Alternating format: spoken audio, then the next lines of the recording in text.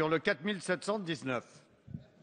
Oui, merci Monsieur le Président. Je suis adjoint maire d'une commune de 50 000 habitants et à ce titre, j'ai très clairement affirmé dès les prémices de ce projet de loi que si cette loi est votée, je l'appliquerai naturellement.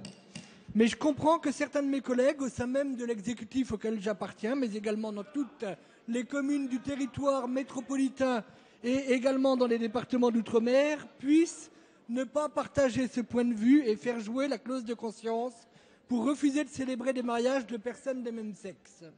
Le président de la République a reconnu, et plusieurs d'ici d'entre nous l'ont rappelé, la faculté pour un maire de faire valoir cette clause de conscience. Il est vrai que le lendemain, il s'est dédit, mais nous n'en sommes pas à un revirement près.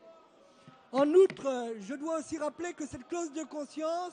S'il vous plaît. Je dois rappeler que cette clause de conscience n'est pas nouvelle. Déjà, la loi Veil, en 1975, avait accordé aux médecins la clause de conscience en matière d'avortement en se fondant sur le préambule de la Constitution de 1946, selon lequel nul ne peut être lésé dans son travail ou dans son emploi en raison de ses origines, de ses opinions ou de ses croyances.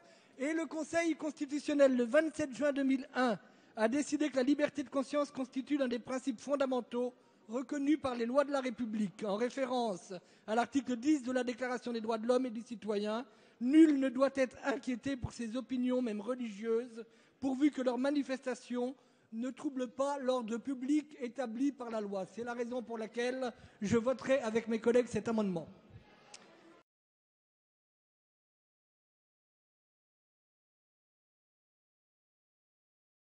Monsieur Gilles Lurton sur le 4721. Oui, merci Monsieur le Président.